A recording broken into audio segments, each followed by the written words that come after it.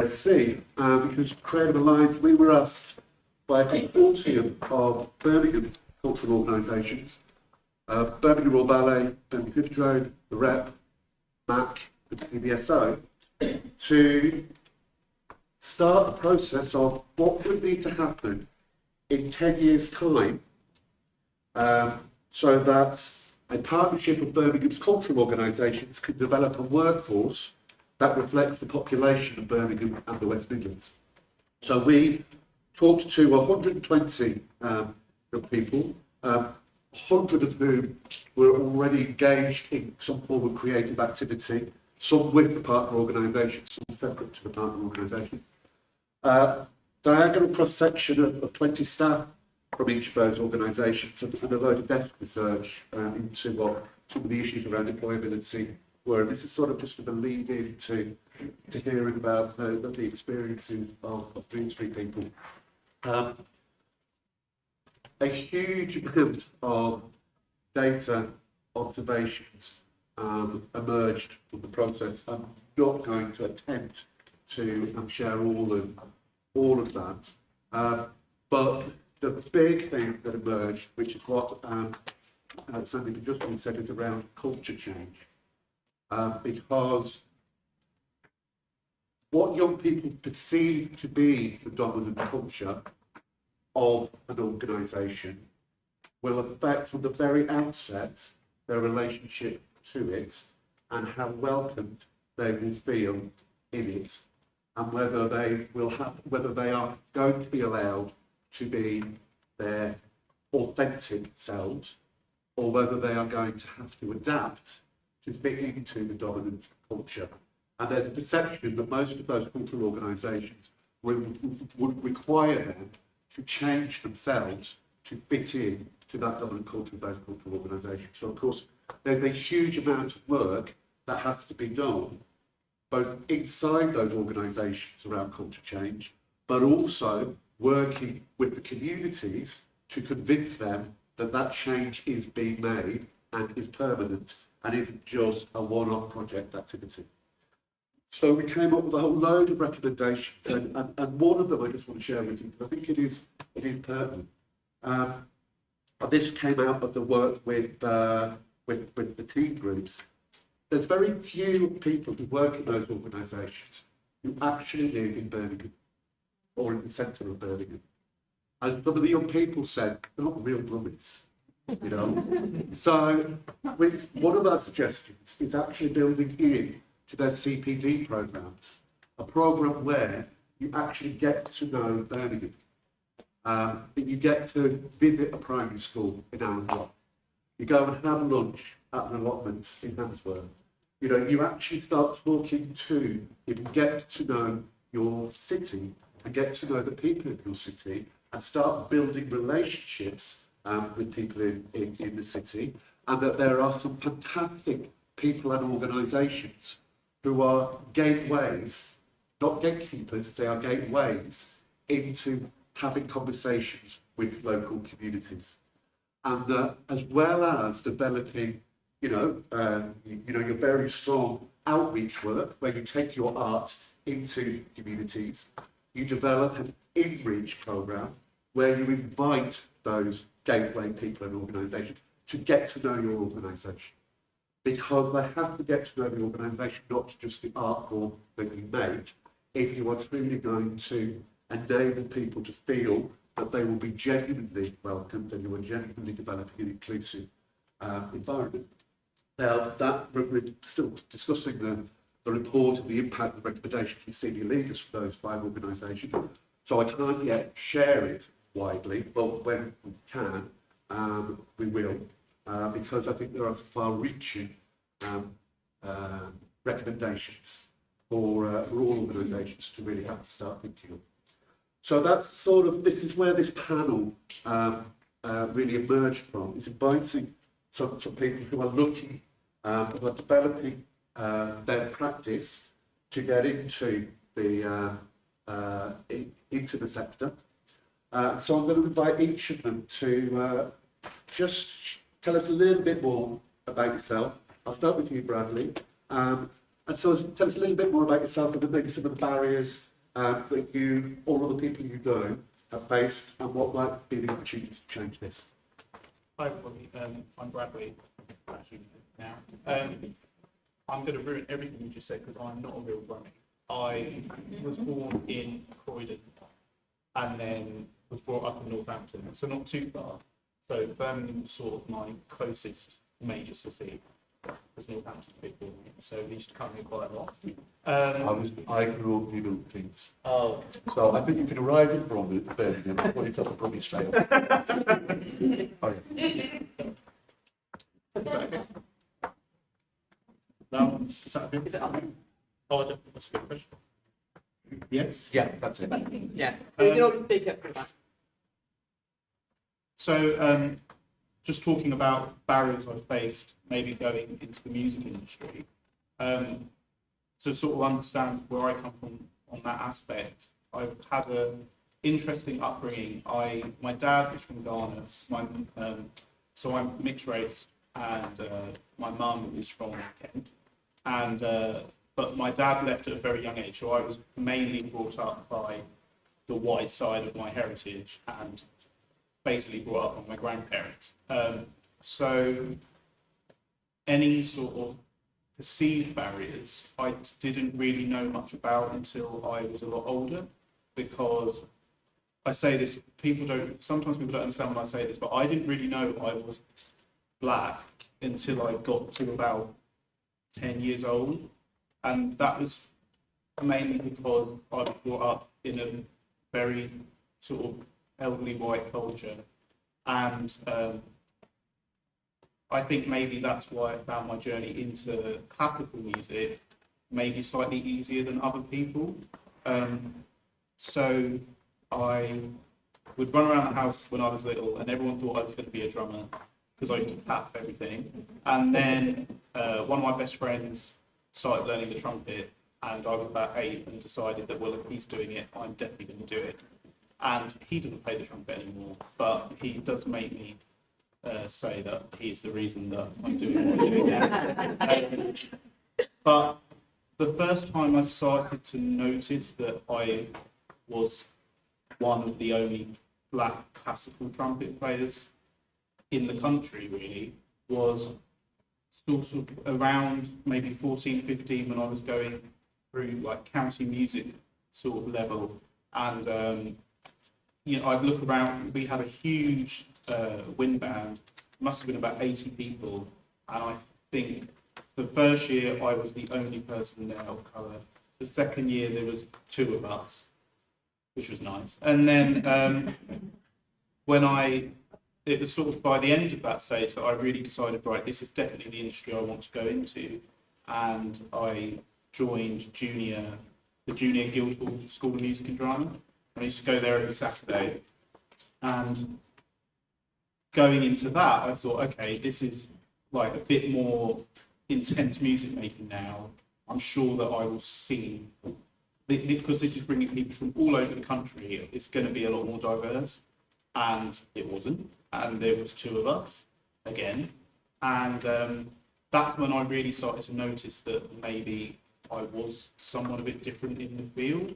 And I would get a lot of people assuming that I must be a jazz trumpet player because I'm black and I play the trumpet, and that's obviously what I would be doing. And when I would then say, oh, today I'm going to play the Haydn trumpet concerto in E flat, everyone would be like, what, really? Yes, I would. And then, so I'm in my final year at the Conservatoire, and I came into first year, and everyone has told you, like in many industries, in the music industry, you've just got to please absolutely everyone, and you want to be everyone's best friend because that's how you're going to get the work. So I wasn't really prepared to make much of a scene about what I personally felt. So came into first year, first ever lecture, and we're told that, sorry guys, but 99% of what you learn in history, in music history, will be composers that are white men, and that's just the way things are. And for all of first year, I thought, okay, I'll just I'll take that as being the truth. And then it took me sort of halfway through my second year where I started to question, okay, surely, logically, that can't be true. Even if it should be true, surely that definitely can't be true. And that's when I then got involved with the Chineke Foundation. And I'm sure a lot of you know, but for those who don't know, the Chineke Orchestra is Europe's first minority ethnic orchestra. And it was through the networks there that I then started to find the composers who looked like me. And, you know, that was at first a very emotional journey that for the first sort of couple of months made me quite angry. I thought, why have I gone all the way through my musical life and it's taken me till I'm, 20 to find out that there are classical musicians out there who were even around in the 1800s who look like me. So I went on a big campaign at RBC to, we need to change the curriculum. And I think that's another barrier I've found, is that in music especially, we've sort of decided that there is a good way of teaching people how to be musicians, and it works, but it only works for a certain group of people. And as we start to as the demographic gets more diverse, that method of teaching is not the best way anymore. And I think when you're trying to change something that was made hundreds of years ago, you get a lot of blowback, and people don't want to hear what you have to say, or don't particularly understand why things need to change, because surely the idea is to make musicians, and if you're employable, then that's the job done. But I think that there's a lot more to it than that, and that mindset can be quite damaging. And also, thinking of other barriers, there's when you're going through like music education, you get a lot of transferable skills that I don't think get enough. You're not told about them, if that makes sense. You don't realise that you've built them up through your journey of, you're maybe 12 years old and I played in front of, a school full of parents, but that's then transferable to me doing this today and speaking all in front of you and suppressing the massive amount of nerves I feel right now. And you'll probably see that I'm sweating, that's like my only tell. But it's things like that. And when you start to go into the music industry, and I've started, wanting to know, okay, why is this institution built this way? Why do we find these problems? And then you start to go into the inner workings of it. That's when then I found that there's an awful lot of stuff that I wouldn't even perceive as being problems. I was a youth ambassador for the CBSO last year, and there was 10 of us, all young people, whose job was to put on a concert and do the programming, do the marketing, and all the other things that I haven't even thought about as being things, because I just wanted to be a trumpet player, so I didn't even think about that. And then for me, that's when I started to see all the smaller pillars that create the end experience, which is the concert itself. And I came into it thinking, okay, why is it that when I go to see a concert, I'm probably one of the youngest people there, and definitely, and Symphony Hall's huge, but I'm definitely maybe, one of 3 people of colour there, even when it's completely sold out. And that was a really eye-opening experience for me, seeing how all the inner workings come together to affect that end product, which is the concert and the demographic of people coming to watch. So that was a little bit Thank you very much. Yes.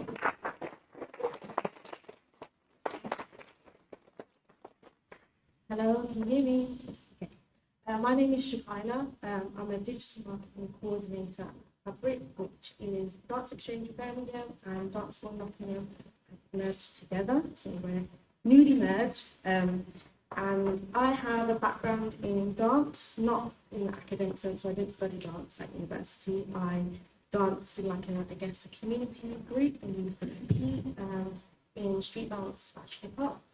I also have an academic background, so I went to university, Birmingham City University actually, and I studied sociology. And then I did a digital marketing apprenticeship with Creative Alliance, and that has brought me to where I am at the moment. I also do sit on the board of Creative Alliance, which is quite new to me. And I also have recently joined Sylvia as a student group member. So I'm picking a lot of ties. But my journey is, I would say, very, very interesting. I would say my barriers have been mostly, I would say, about age.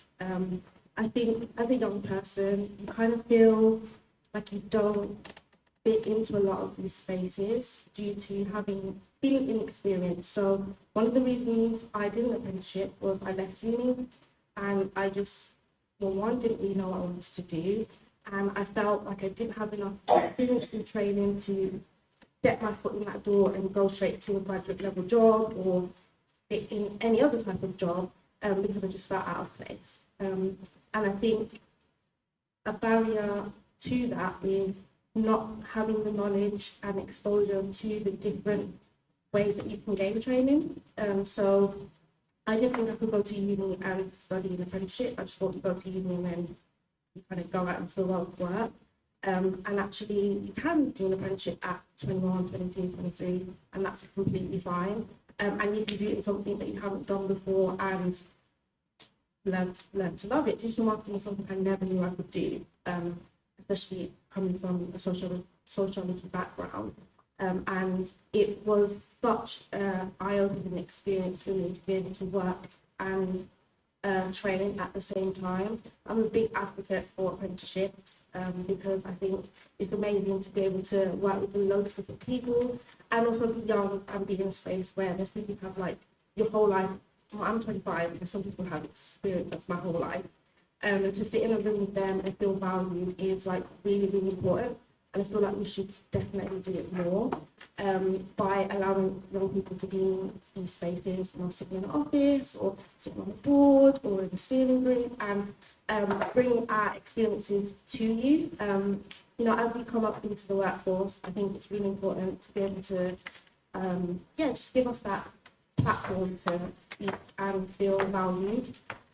I did most of my apprenticeship through the pandemic, so it was a very new experience, but I feel like I learned as well as my organisation learned from me and from the pandemic that, I used to sit on my phone all day and do social media, but I never thought that I could do it as a job and actually impact the organisation that I was working in. I think we learned together about the digital space and it just opened up like a whole world of experiences, projects and programmes, and it was great. So definitely I would say a barrier, I think, is a solution to that barrier of exposure is occupying more spaces. When I used to go to creative fairs or career fairs, you never really heard about apprenticeships or internships or work experience. You just was like, go to uni. You just go to uni, do a degree. There wasn't many options to say that there was alternative types of education that you could do and still be qualified and, like I said, sit in a room where there's people who have a PhD or MA and you have a level 3 apprenticeship and still feel like you're on the same level as those people and you have, you can bring value. So I would definitely say it would be lovely to see more organisations, especially in the arts. I thought if you could just be a dancer, you couldn't do digital marketing in a dance organisation, or you couldn't be an education person working in dance. So even that level of knowledge and to know that you can take different career paths in the arts and not just be a dancer or a musician is really important. Because I love dance, and when I stopped dancing, it was like, okay, that's it, I'm not going to be able to work in that field anymore. But you actually can. So that's also really, really important. Don't you like to check? That's fine. And yeah, and even attending a careers fair the other day by Creative Minds, just after the pandemic, being able to speak face to face is really important. A lot of young people, yeah, we use the digital space, but it can be very fatiguing. And actually being able to be in a room with someone and just sit down and have a 5-minute conversation is so valuable. They feel that personal connection and they know that you're listening to them. That's really, really important, especially coming out of the pandemic where everything was on the screen and, you know, you've been bombarded with like ads and posts and stuff on Facebook, but you still want to be able to speak to somebody, you know, oh, okay, yeah, like this is actually reachable for me. I found that was really important and really valuable. And yeah, so occupy spaces, go to more careers fairs, more events, that would be great. I think that was really lacking when I was looking out of school, out of uni. You know, you go into a room, like I said, and it's like, uni, and it's like, no, what about something else? Or especially for people who are coming from different socio-economic backgrounds or they've got disabilities, so uni is the only thing that you can really do like that. I think it's great. So yeah, like I said, occupy more spaces and be that person that someone can approach rather than able to just go on the website and read something like, oh, okay. Yeah, be personable. I think that's one thing that's missing, and it's really valuable, especially like I said, coming out of the pandemic. So definitely get out there, get people from your organisations to go out into schools or youth centres and speak to people and let young people know that they're just as valuable as anybody else. And, yeah. Well,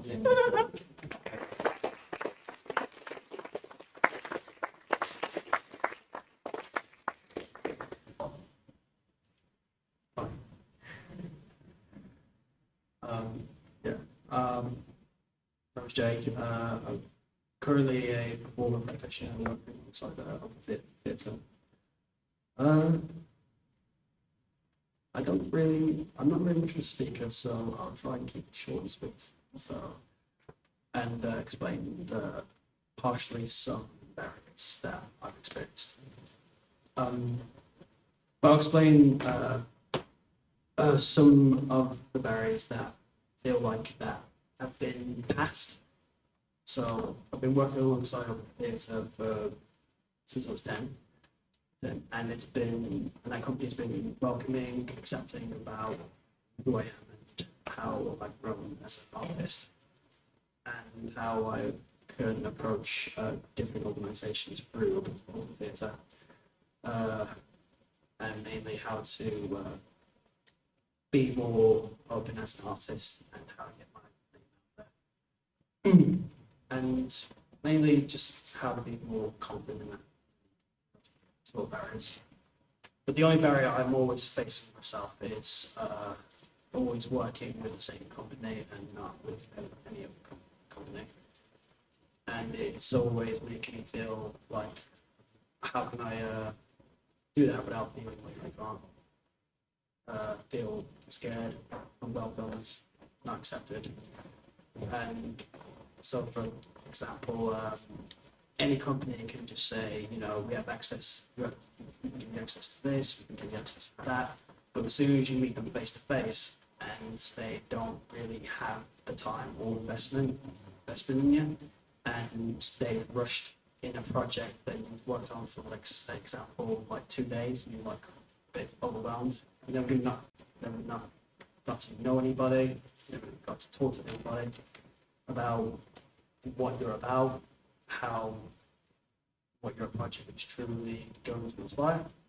And so you start thinking you don't really want to work with this company anymore because they feels like you haven't invested their time with you or anyone else who have not given you the chance to really shine as an artist. So it makes you feel like, you know, you don't want to work with them again, you want to go back to the same company. And that's the barrier I kind of feel like I'm always facing, because you're too scared to stand up and feel like you want to work with another company that's right for you and who can treat you the same way that they've treated you for since you were 10 years old. So yeah, I think that's one single barrier I'm facing. Okay, thanks, Jake.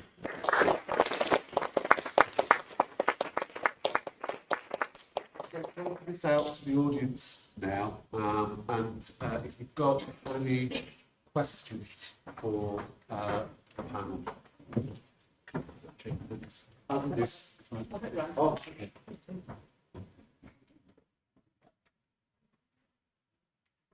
Hi, I'm Sabina from Creative Black Country. And Shakina, it's a question for you because I was so excited the fact that you've joined the board and because you are really wanted out there. So I wanted to understand what was your motivation to join a board and what helped you to kind of immerse yourself into it. My motivation was, like I mentioned before, not seeing many young people in those type of spaces. I think, as we mentioned, and a lot of people say about representation, and I think the hardest thing about taking a step is not seeing themselves there, and then them not knowing that they can be there. And I don't want to big my head up, but I would like to be that inspiration. I would like to be that person that people can say, oh, she's 25 and she's just finished an apprenticeship. She hasn't been in her career for that long, but she can still provide value and a voice in a space that lacks that. I felt really strongly about that all the time, being the first child. I'm the firstborn, so a lot of my brothers and sisters look up to me. I was the first to go to uni, I was the first to do an apprenticeship, I was the first to do a lot of things. And I think just seeing how that impacted my family, I definitely wanted to bring that out into the world. I would like to say I'm quite brave. So as much as I get scared, I'll definitely be brave enough to take that first step. And like I said, show and be that inspiration for people to do that too. Check. It's a question for Bradley. I was interested in music education and kind of, you could do one thing to change music education to make it more inclusive. What did you do? I think one of the things that I found is that music education doesn't always highlight. I know I mentioned transferable skills, but I think one of the important things is we need to explain to aspiring musicians, for example, that pursuing music doesn't necessarily mean that they have to be a musician. And I think that's one of the big things of maybe why people don't get into music education, because it's seen as being maybe a waste of money. If you don't have disposable income, then what is my child going to benefit from having a musical education? But it's not until you take that leap of faith as someone who's been through that, and then you get to this end and you can see the other options that are out there and all the skills that you've built up along the way, that make you attracted to an employer, and not necessarily as a musician, but in lots of different fields. And I think that music education needs to do a lot for making a big thing about all the skills that you learn along the way. And I don't necessarily think that's being done enough now. I think it's still very much you're here to become a master of your craft and nothing else, whereas there's lots more out there, and I just don't think that's made. There's not enough awareness about that. Hello. This question is for all of you, including some of your name. No. No. No. So I'm going to make an observation and then find out what your thoughts are. I've been around a long time, and a lot of things that everybody's saying I've been hearing for the past 20 years. To illustrate that a little bit more, in 2002, I was pregnant with my now 19-year-old son. My then partner, who died in January, was the Equality and Diversity Manager of the Connections, saying exactly these things. And it just struck me as I sat here that, wow, 20 years later, and we're still having things on equity and equality. 20 years later, young people are still experiencing and saying that it hasn't reached them. So I've wondered, what has happened in those 20 years, sort of thing. I've been there, and I'm looking at you, Shakira, and I was a nice, bright girl wanting to get into things 25 years ago. I'm just hoping and wondering what you not want to do, and are you aware of that, like, for instance, what you said about music education? That's been going on a long time. One of my kids, for instance, I tried for, I think, 4 years to get them to introduce violin lessons. I used to send my kids to violin lessons. I had to go all the way up to Moseley, rush from work, pick her up, rush all the way up to, to past Moseley, just to get to the lessons, and then spend a terrible, like, half an hour trying to get back down here, and then I couldn't afford it. And 4 years later, in the last year of her schooling, they introduced it. By then, she was no longer interested. So, in a sense, now that we've got the universities down here, I live in Neutral, Spilsby, so I come from that sort of poor area that people have talked about, and nothing happens out there. So there's very little of what's happening here that's connecting to people who are literally on the outskirts. And I'd like to know your thoughts, and I'd end with saying that I'm still looking in. When this whole complex started to be built all those years ago, before Think Tank and the Lillian Point came, and then when it was built, I kept saying, this is the haves, and we are the have-nots. So it's kind of like, what can we change? Because I'm sure you don't want your kids to be experiencing this, and you sitting here my age, beyond going, wow, 20 years ago, all this happened. Can we go down there and then I'll finish up on that whole thing? Yeah? Okay.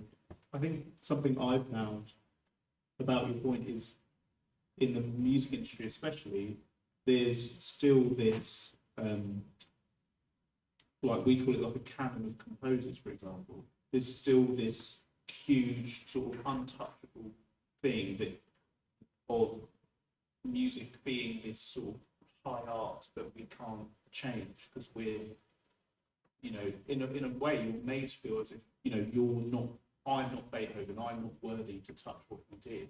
And we must teach everybody about, we always hear about Mozart, Beethoven, all these huge composers. And I think that hierarchy has made a lot of people, and still today, just scared to change anything, to introduce world music into the education system, to introduce ethnically diverse composers or ethnically diverse performers, for example.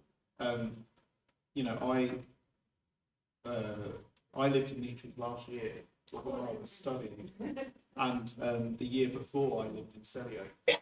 And even that, I could see how so much investment was going in Celio, because that's all UOB students are. And in little things like, there's 4 buses that you can get into the centre from Celio, but 2 from Neutrals, and they never come. And they're always late. And they're run by these companies you've never heard of, so you can't do anything about it. And that was even seen in the music, Concerts go on in that side of Birmingham all the time, but you'd never see a concert going on in somewhere like Neutral. And I think that's because there's maybe a disconnect between the bigger arts institutions and the people living in those locations.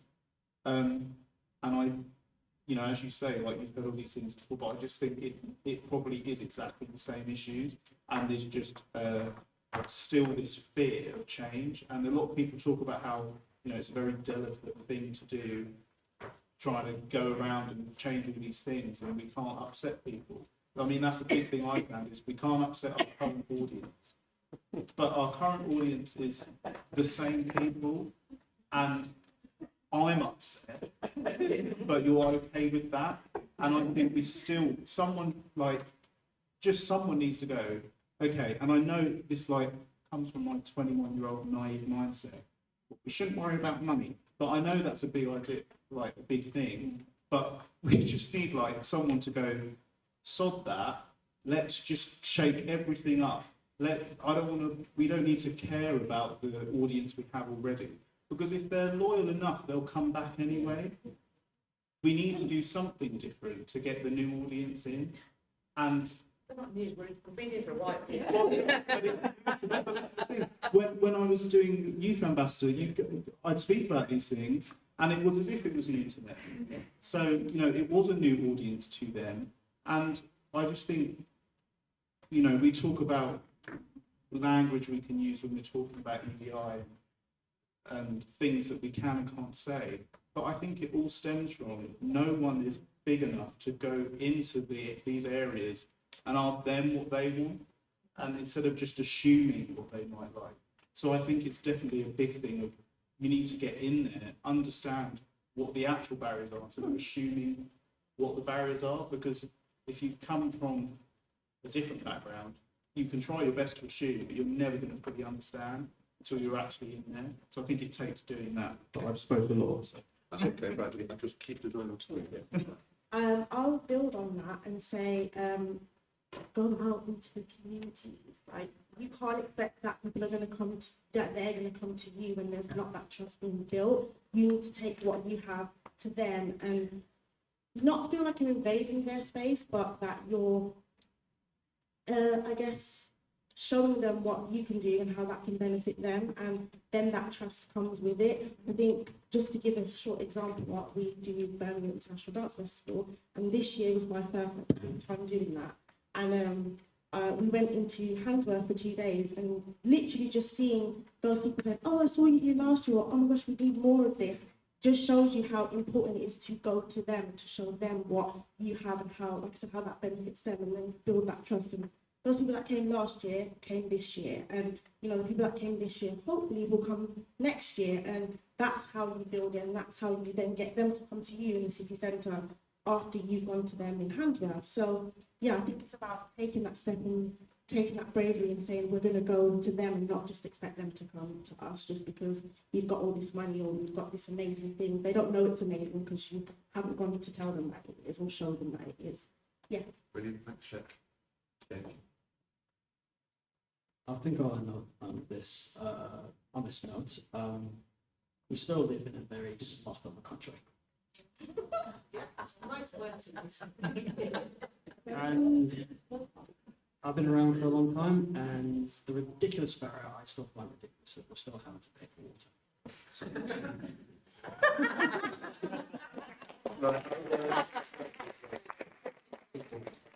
I'll finish up. Some of it I've spent the last 20 years, you know, upsetting people. Not that word, Bradley. Upset. And there are very good people in this room who've spent the last 20 years upset people. And I'm going to finish on a more upbeat note because finally I'm seeing change. Because finally they're beginning to get it. The research that we've done, one of the things that a very senior manager in a cultural organisation went, I've finally accepted that what this organisation is not very good at is welcoming newness, and that has to change. So I think it's taken a lot of pushing, and a lot of people just carrying on doing what they're doing. But I am feeling positive because basically the young people I work with aren't going to tolerate it, you know. And so on that note, I'd like to just quickly extend a thanks once more.